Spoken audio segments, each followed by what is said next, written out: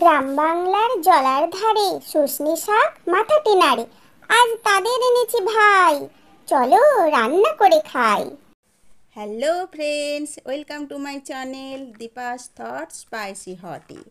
আজ তোমাদের জন্য নিয়ে এসেছি একটি শুষ্নী শাকের রেসিপি, যেটা খেলে ঘুম ভালো হয় বন্ধুরা। আজ তো আমার খুবই আনন্দের দিন। আজ শুষ্নী শাক ভাজি খাবো আর পান্তা ভাতের সাথে খেয়ে আরামে ঘুমোবো। চলো বন্ধুরা, চলে এসেছি শুষ্নী শাকের ভাজি কাটার জন্যে। দেখো, এখানে প্রথমে আমি কুলো নিয়েছি, কুলোর ওপরে পেতে নিয়েছি বটি।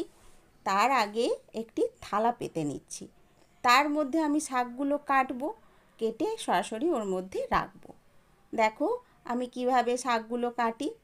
প্রথমে একটু বড় বড় সাইজেরই কাটবো, তারপরে বন্ধুরা একদম ঝিরিঝিরি করে কেটে নেব, যাতে শাকটা ভাজির পর খেতে খুব ভালো লাগে।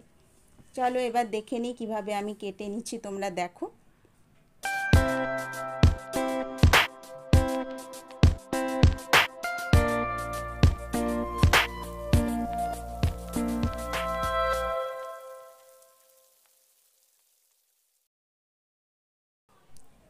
তো বন্ধুরা, প্রথমে বড় কেটে নেওয়ার পর দেখো কিছুটা ছোট ঝিরিঝিরি করে আমি কেটে নিয়েছি। আবার দেখাচ্ছি কিভাবে আমি ঝিরিঝিরি করছি। খুব মিহি করে ভালো করে মুড়ে চেপে মুড়ে ধরে শাকগুলোকে, আধা বড় কাটা যে শাকগুলো সেগুলোকে আরও ঘিচি ঘিচি করে ঝিরিঝিরি করে কেটে নিচ্ছি। বন্ধুরা, শাক কাটার পরে অনেকে শাক ধোয়, কিন্তু আমি আগেই শাকগুলো ধুয়ে নিয়েছি। কেননা বাজার থেকে নিয়ে আসার পর যে ধুলো বালি থাকে, সেইগুলো ভালোভাবে না ধুলে হয় না। তো আমি 3-4 বার করে আগে শাকগুলো ধুয়ে নিয়েছি, নেওয়ার পর কেটে নিচ্ছি। কাটার পর আর শাকগুলো ধোবো না, ওই জন্য আগেই ধুয়ে ভালোভাবে ধুয়ে জল ঝরিয়ে রেখে, কিছু সময় জল ঝরিয়ে রেখেছি। তারপরে আমি শাকগুলো কাটতে বসেছি। এইভাবে দেখো তোমরা কতটা সুন্দর ঝিরিঝিরিভাবে কেটে নিয়েছি শাকগুলো। এইভাবে পুরোটা কেটে আমি আবার ফিরে আসছি। তো বন্ধুরা, এখন শাক পুরোপুরি কেটে নিয়েছি, নিয়ে সমস্ত উপকরণ সাজিয়ে গুছিয়ে রান্নার জন্য হাজির হয়েছি। এবার দেখো কি কি আমি রেখেছি শাক ভাজি করার জন্যে। এবার তোমরা সেই উপকরণগুলো দেখে নাও। দেখো, এখানে প্রথমে রেখেছি নুন, তারপরে রেখেছি চিনি, এখানে আছে হলুদ গুঁড়ো, তারপরে রয়েছে পাঁচ ফোড়ন, তারপরে এখানে রেখেছি কাঁচা লঙ্কা কয়েকটা, তারপরে পেঁয়াজ কুচি। এবার এখানে রয়েছে শুকনো লঙ্কা দুটো ফোড়ন করব, আর হচ্ছে তোমার সর্ষের তেল। আর এই দেখো শাকগুলো সব সুন্দরভাবে কেটে গুছিয়ে রেখেছি।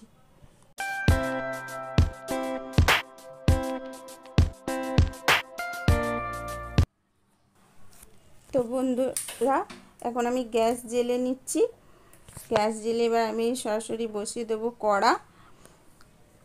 দেখো কড়া বসিয়ে নিলাম। এবার কিছু সময় কড়াটা একটু তাপিয়ে নেব, একটু গরম হলে তারপরে তেল দিলে আমার টপ করে হয়ে যাবে। দেখো কিছু সময় কড়াটা একটু গরম হয়ে যাক, তারপরে আমি উপকরণগুলো দেওয়া আরম্ভ করব। হ্যাঁ দেখো, এখানে এই কড়া আমার গরম হয়ে গেছে। এইবার আমি তেল দিচ্ছি, বেশি তেল দেবো না, শাকটা খুব বেশি পরিমাণ নেই। হ্যাঁ, আমি এখানে এই 2.5 চামচ মতো তেল দিয়ে দিলাম। টেবিল চামচের 2.5 চামচ তেল দিচ্ছি। দেখো এবার তেল দেওয়া হয়ে গেলে আমি এর মধ্যে ফোড়ন দেব। তেলটাও একটু গরম হবে। এবার দেখো বন্ধুরা, আমি এখানে প্রথমে একটু লঙ্কাটাকে ভেজে নিচ্ছি।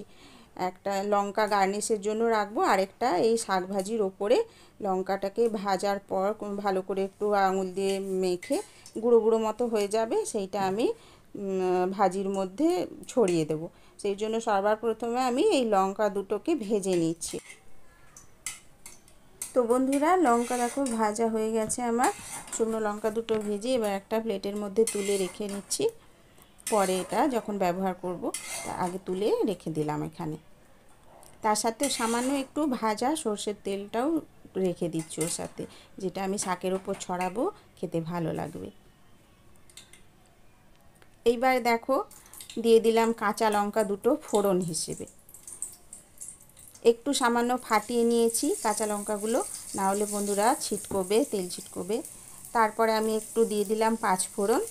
পাঁচফোড়নের সুন্দর গন্ধ যখনই উঠবে তখনই আমাকে এবার পরবর্তী উপকরণ দিয়ে দিতে হবে। একটু সামান্য নেড়ে নিচ্ছি, একটু ভাজা ভাজা হয়ে যায়, গন্ধটা উঠুক। দেখো এই আমার হয়ে গেল। এবারে আমি দেব পেঁয়াজ কুচি। বেশ খানিকটা ভাজিটা করার জন্য একটু বেশ পরিমাণটা, পেঁয়াজের পরিমাণটা একটু যেন বেশি থাকে, তাহলে ভালো লাগবে খেতে। তো আমি এবারে পেঁয়াজ কুচিগুলো ধীরে ধীরে ওর মধ্যে দিয়ে দেব। দেখো বন্ধুরা, উপকরণগুলো সুন্দর করে সাজিয়ে নিয়েছি। কেন বলো তো? রান্না করতে সুবিধে হবে, বারবার ধরে আমাকে আর ছুটে ছুটে আনতে যেতে হবে না, হাতের সামনেই সব উপকরণ সাজিয়ে নিয়ে। এরকম সবাই করি আমরা, মা মাসিরা, তাদের থেকেই দেখে শেখা। এবার দেখো বন্ধুরা, আমরা পেঁয়াজগুলো দিয়ে দিলাম ধীরে ধীরে।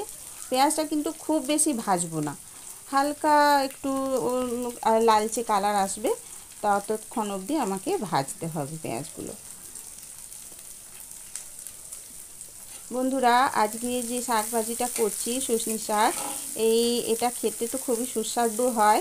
গরম ভাতেও খেতে ভালো লাগে, আর তোমার পান্তা ভাতের সাথে বা জল ভাতের সাথে গরমকালে খেয়ে এত আনন্দ হয় মনটা। আর বন্ধুরা, এতে খুব ভালো ঘুম হয়।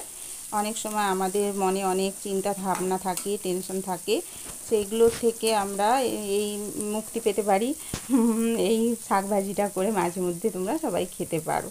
গ্রাম বাংলাতে তো এগুলো পাওয়াই যায়, এখন সব জায়গাতেই পাওয়া যায়। তো দেখো বন্ধুরা, আমরা ভালোভাবে এই পেঁয়াজটাকে ভেজে নিচ্ছি। আচ্ছা বন্ধুরা, এই শাক ভাজি রান্নাটা তোমাদের যদি ভালো লেগে থাকে, তোমরা তো অবশ্যই করে বানিয়ে খাবে তোমরা। এবার এটা যদি তোমাদের খেতে ভালো লাগে, আমাকে এই চ্যানেলটাকে সাবস্ক্রাইব করো, লাইক করো, শেয়ার করো। আর তোমরা অবশ্যই বলো তোমাদের কাদের কেমনভাবে ঘুম হয়েছে। জোকস অ্যাপার্ট বন্ধুরা। এবার দেখো, আমি ধীরে ধীরে শাকটাকে ঢেলে দিলাম। এবার ভাজি করব, বা ভালোভাবে নেড়ে নেব।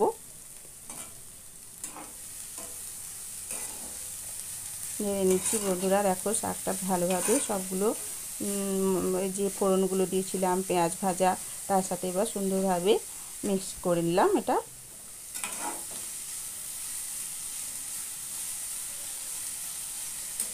এতে কিন্তু কোনো জল পড়বে না, এই যে তেল আর এই শাকের থেকে যে জলটা বেরোবে তার মধ্যেই ও শাকটা সেদ্ধ হবে। আর আঁচটা খুব কমিয়ে নিতে হবে এই সময়টাতে। এবার এর মধ্যেই তোমার রান্নাগুলো সুন্দরভাবে হয়ে যাবে, এতে আলাদা করে জল দেওয়ার কোনো প্রয়োজন হবে না। আর এটাকে বারবার ধরে ঢাকা চাপা দিয়ে খুলে একবার নেড়ে আবার চাপা দিয়ে এইভাবেই রান্না করতে হবে, তখনই সেদ্ধ হয়ে যাবে আর জল দেওয়ার প্রয়োজন হবে না। এখন আমি কিন্তু নুন হলুদ কিছু দিলাম না, এখন শাকটা নেড়ে আঁচটা কমিয়ে চাপা দিয়ে কিছু সময় রান্না হতে দিলাম। দেখো আবার এই যে শাকটা খুলে নিয়েছি, ঢাকনাটা খুলে নিয়েছি, খুলে এইবার আমি একটু নাড়বো, তারপরে আমি দেব নুন আর হলুদ। এখন দেখো অনেকটা কুক হয়ে গিয়েছে। এই যে ফোড়ন দেওয়ার গন্ধগুলো শাকের মধ্যে চলে গিয়েছে। এখন এই অবস্থা এলে এবার আমি দেব প্রয়োজন মতো লবণ। আর শাকতে খুব বেশি লবণের প্রয়োজন হয় না। আর ছড়িয়ে ছড়িয়ে চারিদিকে ছড়িয়ে দিলাম, যাতে পুরোটা সমানভাবে মিশে যায়।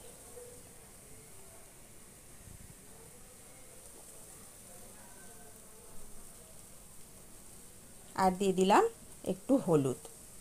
হলুদের পরিমাণটাও অল্প যাবে, খুব বেশি হলে হলুদের একটা আলাদা রকম গন্ধ আছে, যেটা ভালো লাগে না। অল্প পরিমাণে হলুদও মিশিয়ে নিলাম।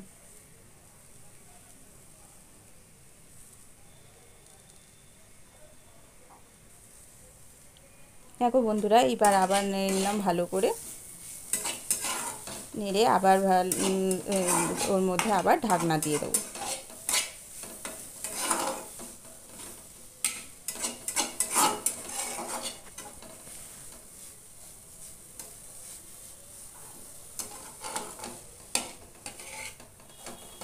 খুব ভালোভাবে নেড়ে নিচ্ছি বন্ধুরা। দেখো একেবারে এখনই ঝরঝরে হয়ে এসেছে শাকটা।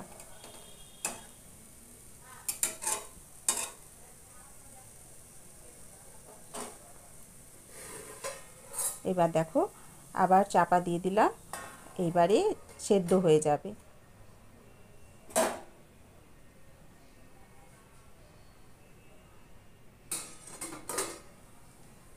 এবার দেখো বন্ধুরা এখানে ঢাকনা খুললাম আবার। এই সময় এবার আমি এই যে শুকনো লঙ্কাটা এখানে রেখেছি আগে ভেজে, ওইটা এই সময় আমি গুঁড়িয়ে নেব। আরেকবার নেড়ে নিলাম, নেওয়ার পর এবারে দেব এতে সামান্য চিনি। এখন আমি দেখে নিচ্ছি কতটা সেদ্ধ হয়েছে, আর বাকি আছে না আরও একটু, এখনই ভরে চিনি দেওয়ার সময় হয়ে গেছে। তো বন্ধুরা এখন আমার চিনি দেওয়ার সময় হয়ে এসেছে। দেখো আমি দিয়ে দিলাম বেশ কিছুটা চিনি।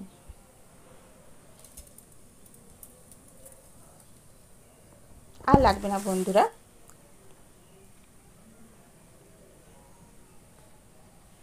এই 2 চামচের মতো, একদম ছোট চামচের 2 চামচ মতো চিনি দিলাম।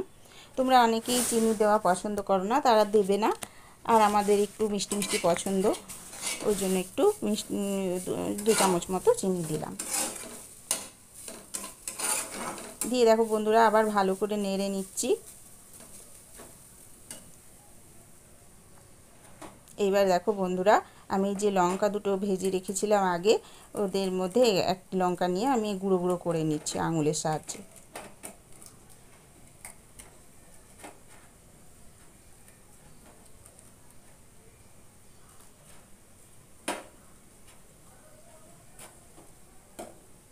দেখো বন্ধুরা আঙুল দিয়ে মেখে নিলাম লঙ্কাগুলো, এবার ছড়িয়ে দিলাম। এবার এই ওপর থেকে শুকনো লঙ্কা ভাজাটা সরিয়ে নিলেই খেতে খুব সুন্দর লাগে।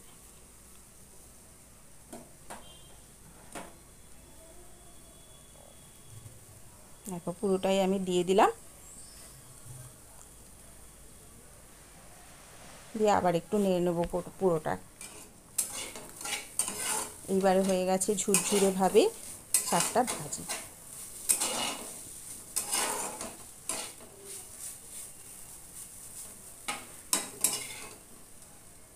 দেখো বন্ধুরা একেবারে ঝরঝরে হয়ে গেছে, একটু আর জল নেই, সেদ্ধও হয়ে গেছে, সমস্ত উপকরণ পড়ে গিয়েছে। এবার আমার শাক ভাজিটা একেবারেই তৈরি হয়ে গিয়েছে।